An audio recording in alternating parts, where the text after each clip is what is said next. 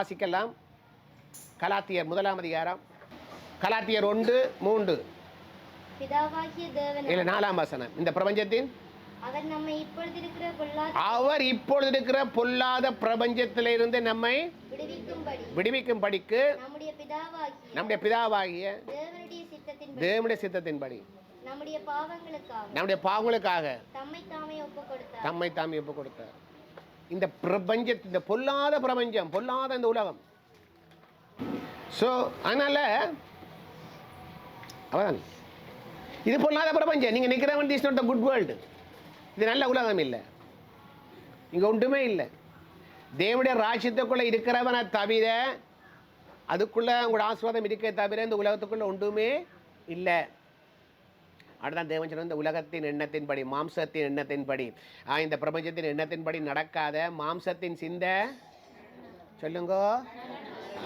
அப்போ மாம்சம் யோசிக்கிற மாதிரி, இந்த உலகம் சொல்கிற மாதிரி, இந்த மக்கள் சொல்கிற மாதிரி நீ கேட்டியண்டான்னு என்ன வாயிடுவ? செத்து போவ.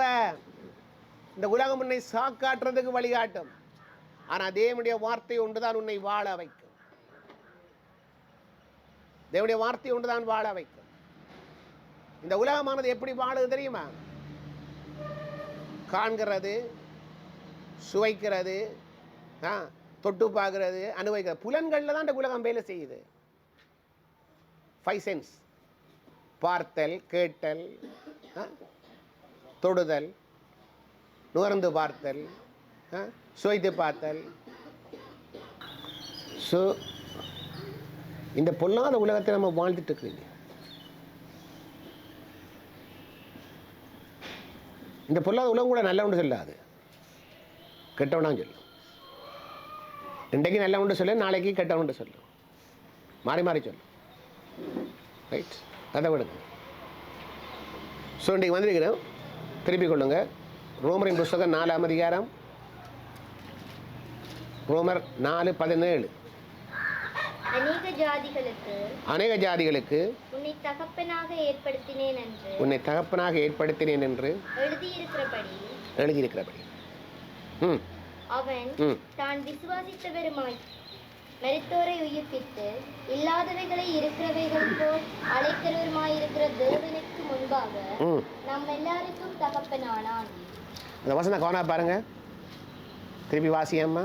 அநேக ஜாதிகளுக்கு உன்னை தகப்பனாக ஏற்படுத்தினேன் என்று எழுதியிருக்கிறபடி இட் இஸ் ரிட்டன். சரியா? அதான் எழுதியிருக்கிறபடி என்ன அவதானே.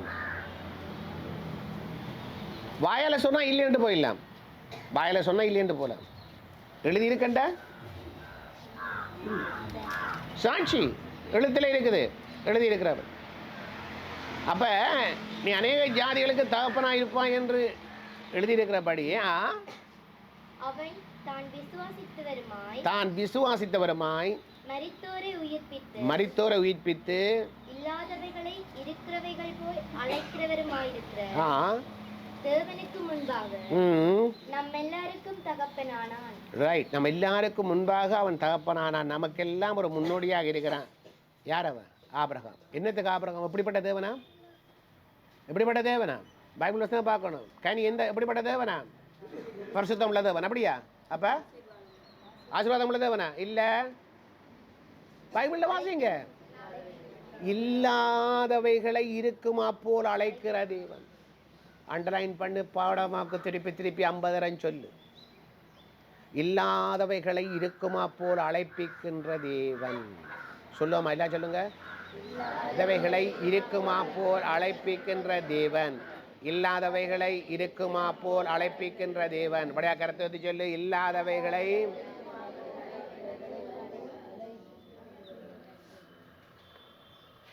இல்லையண்டா இல்லையன்ற அர்த்தம் இல்லை. இல்லையண்டா இல்லையன்ற அர்த்தமே இல்லை. அப்படி இல்லை. இந்த பூமியிலங்கட கண்ணுக்கா தெரியல, அதான் நாங்கள் இல்லைன்னு சொல்கிற சாமான். விளங்க, இந்த பூமியில எங்கட கண்ணுக்கு தெரியல, எங்களை பார்க்க முடியல, அப்படி அதை விட சொல்கிறோம் இல்லைன்றோம். நீ இல்லைன்ற அது இல்லைன்ற அர்த்தம் இல்லை.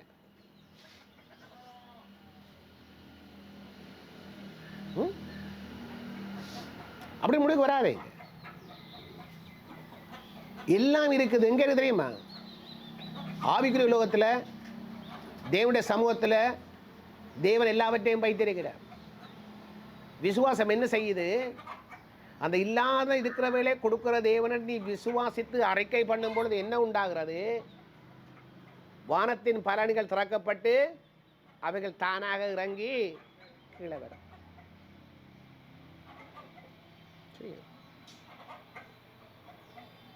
அதெல்லாம் தானா வரும் கீழே, பயப்படாதீங்க. தம்பி ஒரு சுகம் இல்லைன்னு நான் சொல்லல, சுகம் வந்திருக்கு, இருக்குது, இருக்குது, உனக்குள்ளேயே இருக்கு சுகம். நீண்ட விசுவாச எளிமை நடக்கணும். அதான் இல்லாதவைகளை இருக்குமா போல் அழைக்கிற, இல்லாதவைகளை இருக்குமா போல் தேவன் அழைக்கிறது. சொல்லுங்க, என் கண்களுக்கு தெரியாதவைகள், என் தேவைகள் யாவையும் இருக்கும் வண்ணமாய் எனக்கு தேவன் அழைத்து தருவார். நான் அதை இன்றைக்கே பெற்றுக்கொள்வேன். தட்டுங்க தட்டுங்க தட்டுங்க. நீ கைதட்டுறது எனக்கு சந்தோஷம். அலையிலே சொன்ன சந்தோஷம் எனக்கு விளங்குது. அப்பா விளங்குதான்ட்டு நான் பேச பேச நீங்கள் கையை கட்டிக்கொண்டு இப்படி இருந்தால் நான் என்னடா நினைக்க தெரியாது. Be alert. ஆனால் பிரச்சனை என்ன தெரியுமா? உனக்கு என்ன தேவைன்றது உனக்கு இன்னும் தெரியாது. நான் இப்போ எழுப்பி விட்டா சொல்லுவீங்களா உங்களுக்கு என்ன தேவை என்று கேட்டால், எல்லாமே தேவை பாஸ்டர், எல்லாமே வேணும். எல்லாமே வேணுங்கிற பிரச்சனை இல்லை. உனக்கு பர்டிகுலராக என்ன வேணுமென்றதான் தேவை.